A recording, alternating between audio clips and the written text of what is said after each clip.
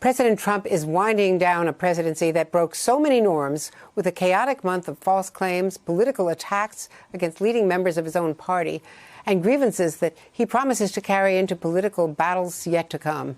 NBC presidential historian Michael Beschloss joins us now. Michael, we have seen this president disregard norms and handicap vital institutions throughout the last 4 years, but what we're seeing in the last 3 weeks, or a little longer since the election, is really pretty extreme. Well, Andrea, I think we've only got less than a month during which I have to say we've seen nothing like this before. There's nothing in history that's remotely like this.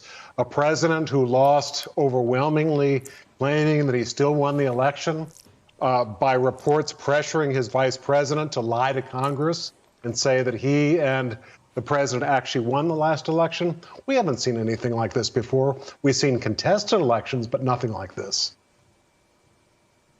Well, we also saw the last days, the final days of Richard Nixon, so memorably captured by Bob Woodward, right, and Carl Bernstein. And you had him drinking heavily, asking Henry Kissinger to kneel down and pray with him, talking to portraits in the corridors. That was pretty bizarre.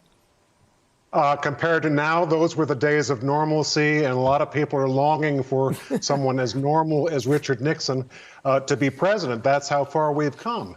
And even in Nixon's case, there were worries that what would he do to stay in office? Would he use the 101st Airborne? Would he use nuclear weapons? James Schlesinger, who you knew very well and I did, was the Secretary of Defense. He told me, and probably mentioned it to you as well, that he gave an order that any order from Nixon to move nuclear weapons would have to be countersigned by the Secretary of Defense, just to make sure that there was no tragedy like that. And of course, Nixon, in the end, did not pardon himself or his aides, as Donald Trump is at least forecast to do by some people, and has pardoned aides already. And of course, now we have. Yes. Right. And he didn't. Nixon did not pardon Haldeman and Ehrlichman, who, were arguably involved in the cover-up. But you've seen what's happened with Flynn and Manafort in this instance. Also, we have a Secretary of Defense who's an acting secretary and pretty much written off as a lackey of President Trump's. I think at installed, best. as well as cleaning out, a purging of all of the top veteran professionals, even veteran Trump appointees at the Pentagon. So you've got a real problem now in agency after agency. How unusual is the lack of a concession, or even a concession speech, or even a concession? We've never seen anything like this. Even Al Gore, 2000, that bitterly contested election, genuinely contested in Florida, that the Supreme Court finally stopped a recount and said George W. Bush will be president. Al Gore goes on TV and says, for the sake of democracy, I concede this election. That's what most patriots do.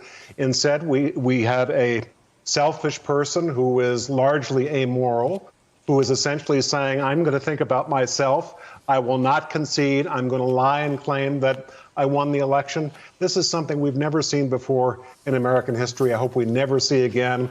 This is going to be an aberration that people will point to, the term exception that proves the rule. I hope that's what we're seeing now. Been thinking a lot about the 25th Amendment. What is the value of the 25th Amendment if you have a loyalist cabinet never willing to invoke it, no matter how bizarre the behavior of an incumbent?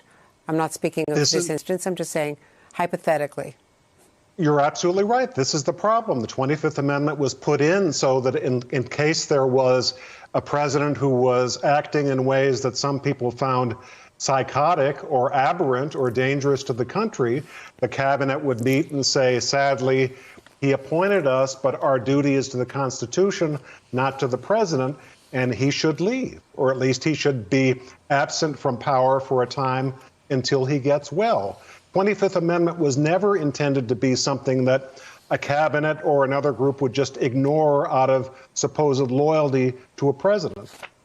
Hey there, I'm Chris Hayes from MSNBC. Thanks for watching MSNBC on YouTube. If you want to keep up to date with the videos we're putting out, you can click subscribe just below me, or click over on this list to see lots of other great videos.